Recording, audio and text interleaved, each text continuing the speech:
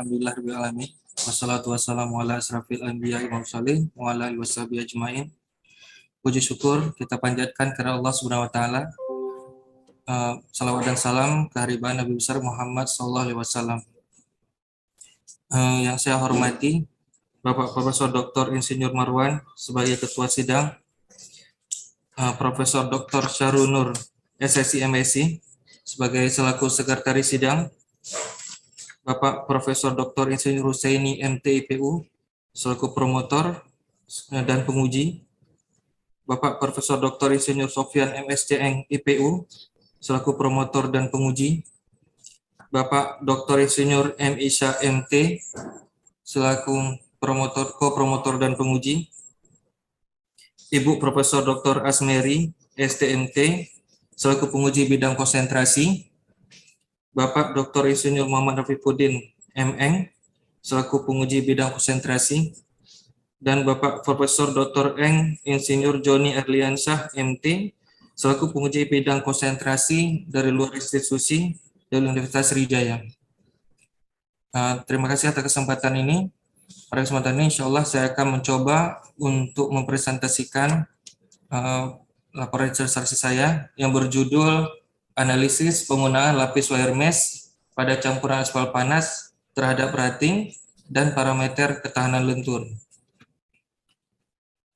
Aceh sebagai salah satu provinsi di Indonesia secara umum menggunakan aspal campuran panas atau lebih kita kenal dengan hot mix sebagai lapis penutup dari perkerasan jalan. Fokus kita pada penelitian ini adalah pada perkerasan lentur atau kita kenal dengan flexible pavement. Secara umum kita mengenal ada dua jenis perkerasan, yaitu ada flexible pavement dan ada rigid pavement. Untuk perkerasan lentur itu memiliki beberapa lapis perkerasan, yaitu lapis permukaan atau surface cost, lapis pondasi atas atau base cost, dan lapis pondasi bawah atau sub base cost, dan tanah dasar atau subgrade. Beban lalu lintas yang besar berulang-ulang di bawah pengaruh kelembapan dan suhu menyebabkan permukaan aspal turun, retak kelelahan atau kita kenal dengan fatigue, dan deformasi permanen atau rating. Ada beberapa penyebab terjadinya kerusakan-kerusakan yang dinyatakan dengan fatigue atau rating, yaitu pertama ada traffic loading, kemudian kita kenal juga ada yang dikenal dengan temperature cycling atau perubahan suhu, ada egg hardening atau umur perkerasan, dan juga ada crack photos dan crack. Dan berikut saya munculkan juga ada ilustrasi apabila terjadi crack dan kerusakan pada lapisan permukaan jalan. Tujuan daripada penelitian secara umum yaitu menganalisis pengaruh penggunaan wire mesh pada campuran aspal panas untuk lalu lintas berat dalam mengendalikan retak, deformasi, dan ketergantungan kekuatan flexible pavement pada pondasi dan tanah dasar. Dan secara detail kita dapat melihat bahwa tujuan dari penelitian ini adalah untuk mengevaluasi dan mendapatkan nilai deformasi permanen atau rating, dan kemudian untuk mengevaluasi dan menentukan besaran parameter ketahanan lentur, dan yang terakhir adalah untuk menganalisa dan memperoleh nilai distribusi besaran tegangan, regangan, dan momen akibat penggunaan lapis wire mesh yang akan kita gunakan dengan metode elemen hingga. Kemudian kita lanjutkan pada pengembangan material untuk mengatasi kelemahan pada flexible pavement adalah dengan menggunakan wire mesh dengan metode eksperimental. Novelty yang akan kita dapatkan pada penelitian ini adalah kebaruan pada objek penelitian berupa wire mesh dengan menghasilkan metode baru dengan memodelkan peletakan lapis wire mesh pada campuran aspal atau flexible pavement, dan juga diharapkan dapat meningkatkan kemampuan campuran aspal dalam menahan beban tanpa mengurangi kemampuan campuran aspal dalam mengendalikan retak dan mampu mengecilkan nilai deformasi atau rating. Metode penelitian adalah metode eksperimental. Penelitian ini dilakukan pada Laboratorium Balai Besar Pekerjaan Jalan Nasional 2 di Medan, dan juga pada Laboratorium Teknik Mesin Fakultas Teknik Universitas Syah Kuala Banda Aceh. Wire mesh yang kita gunakan ada dua jenis, yaitu diameter 2 mm, dimensi lubang 20 mm, dan wire mesh 4 dengan 4 mm, dimensi lubang 150 mm. Suryawan tahun 2005 mengatakan bahwa pada rigid pavement, penggunaan wear mesh digunakan sebagai pengendalan retak dan pengendalian pumping akibat dari terkontrolnya nilai tegangan dan lundutan. Dan inilah yang akan kita mencoba untuk memakai untuk kita gunakan pada flexible pavement. Demikian saya munculkan spesifikasi dari bahan wire mesh yang di sini ada dari M4 sampai dengan M6 dan fokus kita adalah pada M4 atau diameter besi 4 mm. Alat uji yang digunakan. Yang pertama adalah alat uji Marshall. Alat uji ini kita gunakan untuk memperoleh nilai kadar aspal optimum yang merupakan dasar daripada untuk membuat suatu campuran aspal panas. Dan kemudian wheel tracking mesin kita gunakan untuk melihat nilai rating atau diversi permanen. Ada 3 jenis unit yang kita gunakan pada wheel tracking mesin, yaitu yang pertama mesin penggilasan, yang kedua adalah mesin pemadat, dan ketiga adalah mesin pengaduk untuk bisa mendapatkan campuran aspal panas. Kita juga menggunakan uji lentur 3 titik atau 3-point bending test yang kita gunakan untuk mendapatkan beban maksimum mampu ditahan oleh campuran aspal panas dan juga beberapa parameter dari ketahanan lentur. Kita masuk kepada metode pembuatan sampel. Sampel yang kita buat adalah dengan ukuran 300 mm kali 400 mm kali 60 mm dengan 4 jenis variasi, yaitu yang pertama campuran aspal tanpa menggunakan lapis wire mesh, itu kita gunakan sebagai pembanding, dan kemudian kita gunakan perletakan wire mesh pada 20 mm dari atas benda uji, dan kemudian perletakan wire mesh pada 30 mm di atas benda uji, dan yang terakhir adalah perletakan wire mesh 20 mm dasar benda uji. Ada 4 variasi daripada sampel. Kita akan masuk kepada rencana jumlah total benda uji adalah 40 benda uji. Untuk KU kita membutuhkan 24 benda uji. Untuk yang kita gunakan pada benda uji untuk rating atau kita gunakan wheel tracking mesin, itu kita butuhkan ada 8 benda uji. Wire mesh yang kita gunakan adalah dengan 2 mm dengan dimensi lubang 20 mm. Untuk pengujian uji lentur 3 titik, kita membutuhkan 8 benda uji. Dengan wire mesh kita menggunakan 4 mm, dimensi lubang 150 mm. Yang pertama kita masuk kepada penentuan kadar aspal optimum yang kita dapatkan daripada analisis dari karakteristik Marshall yang kita dapatkan dari hasil uji Marshall. Kemudian kita mendapatkan yang namanya kadar aspal optimum dengan jumlah kadar aspal optimum diperoleh 5,75%. Kemudian kita lanjutkan analisis daripada deformasi permanen.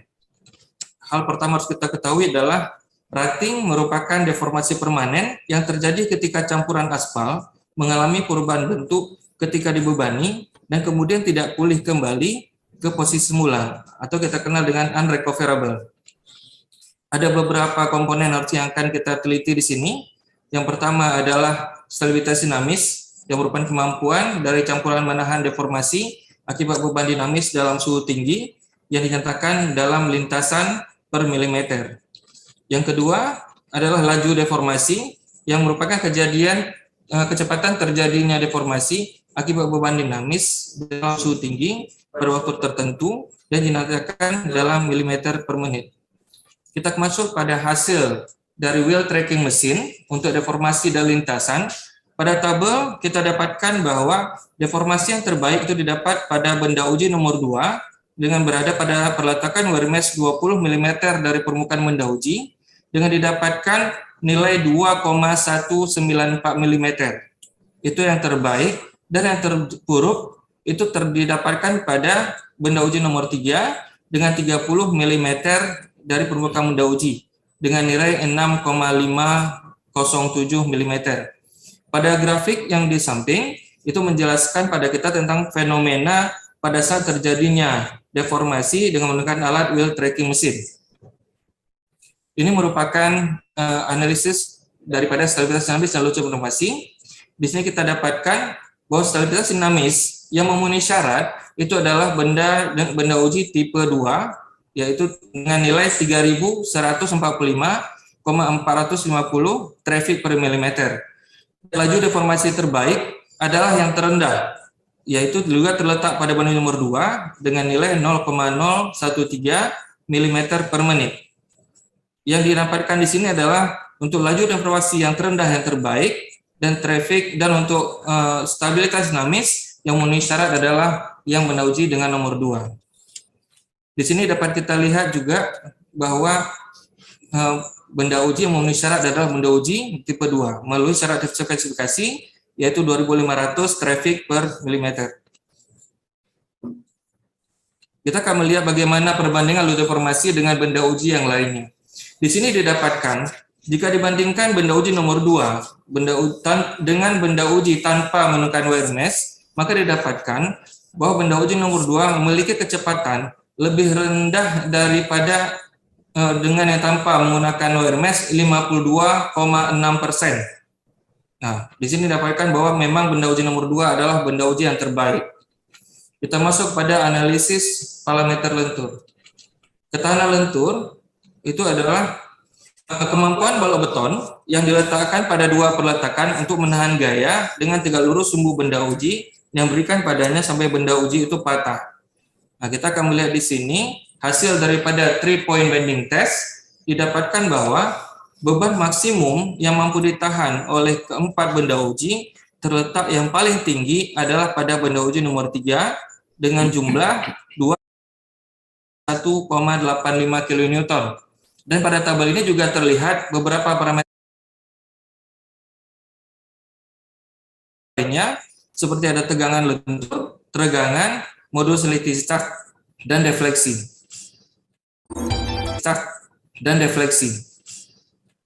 Kita masuk pada grafik yang ini juga memperlihatkan bahwa benda uji nomor 3 merupakan benda uji yang mampu menahan beban maksimum paling tinggi dengan nilai 291,85 kN.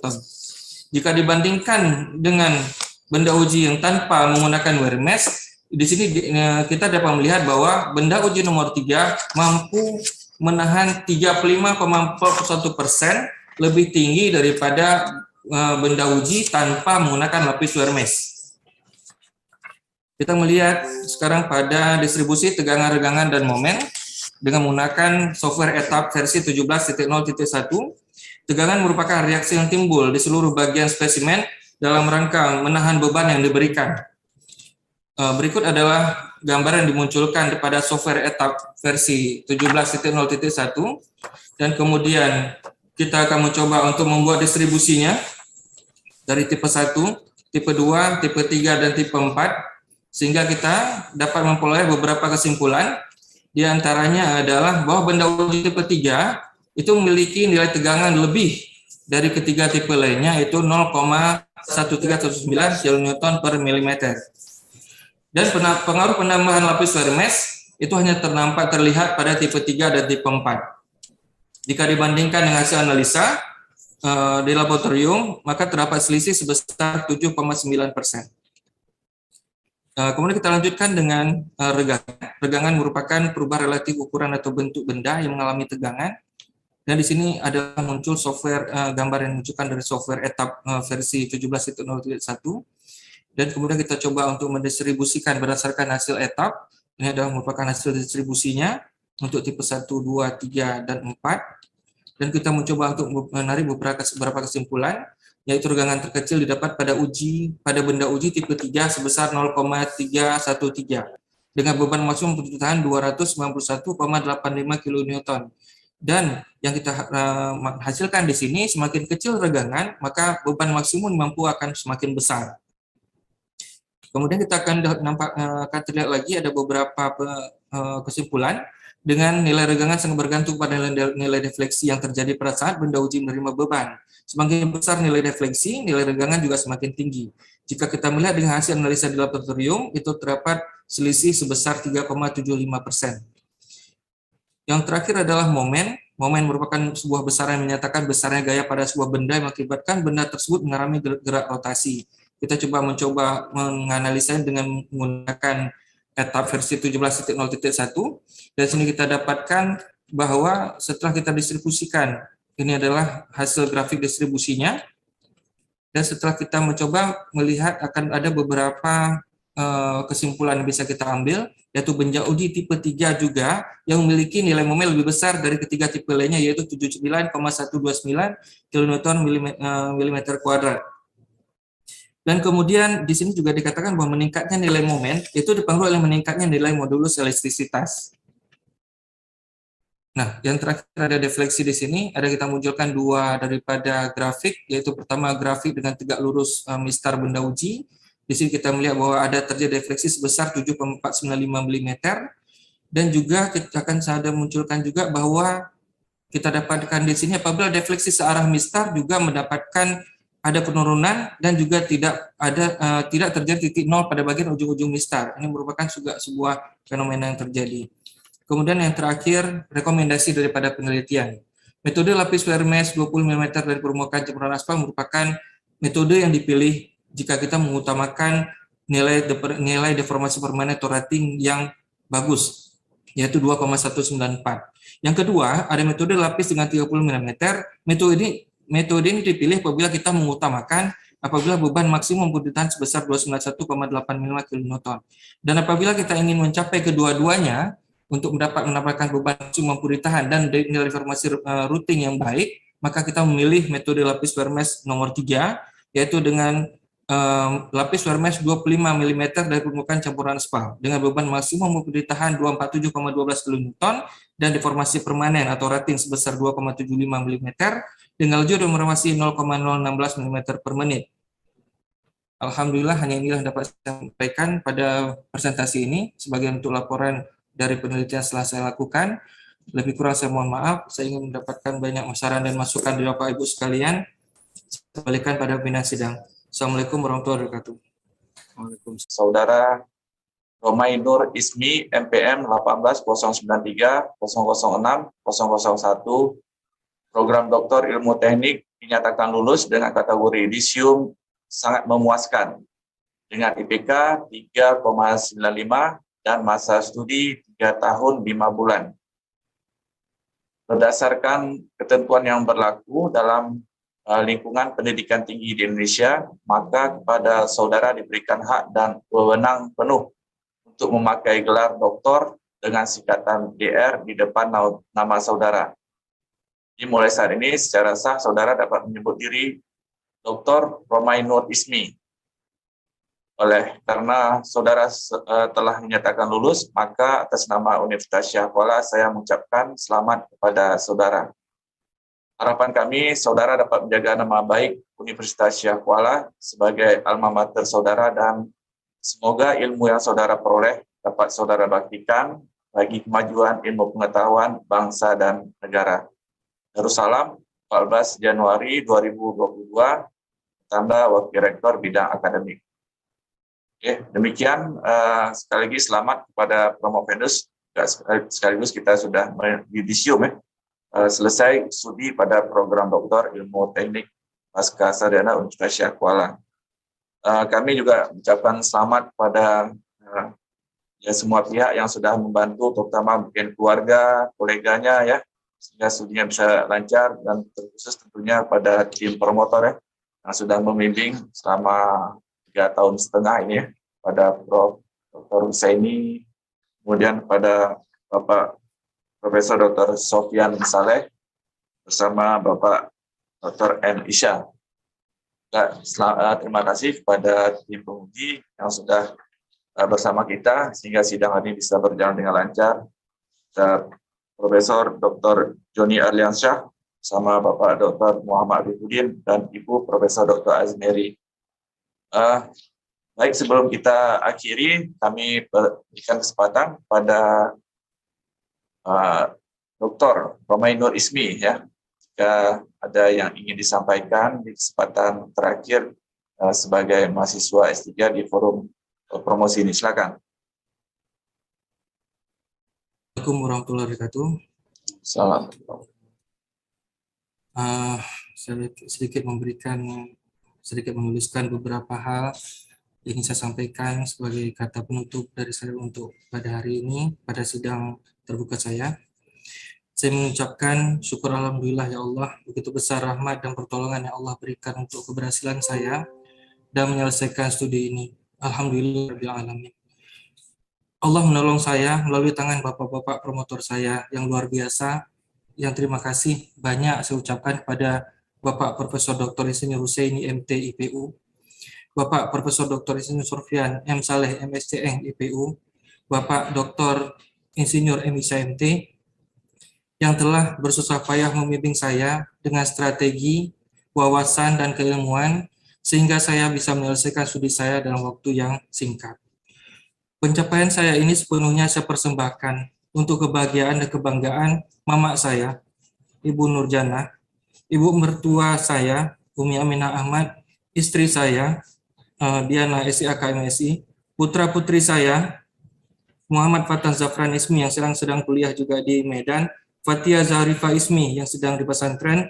Semoga bisa menjadi motivasi bagi putra-putri saya dalam bidang pendidikannya untuk mencapai cita-citanya. Tanpa doa dan dukungan dari mama, mertua, istri, dan seluruh keluarga, keberhasilan ini juga tidak mungkin bisa saya capai. Pencapaian ini juga untuk kebahagiaan dan kebanggaan keluarga besar kami Umarismi, dan juga untuk Teh Ani Amanizar, dan terima kasih juga untuk kakak saya, ada Dr. Marna Suraismi, SPPD yang juga ikut membantu saya dalam pembiayaan kuliah saya. Dan terima kasih banyak juga untuk bapak-bapak dan ibu penguji yang telah bersedia hadir pada hari ini, meluangkan waktu untuk menyempurnakan laporan disertasi dan studi dokter saya. Terima kasih juga atas dukungan dan bantuan dari Bapak Rektor dan seluruh Civitas Akademika Universitas Al-Muslim, dan juga spesial untuk teman-teman seangkatan Dr. Ilmu Teknik Angkatan 2018. Dan yang terakhir, semoga pencapaian ini juga bisa menjadi motivasi dan semangat bagi para mahasiswa-mahasiswa saya di Fakultas Teknik Al-Muslim yang saya pimpin dalam mengejar cita-cita untuk masa depan mereka. Lebih dan kurang saya mohon maaf. Terima kasih banyak. Alhamdulillahirabbil alamin. Assalamualaikum warahmatullahi wabarakatuh.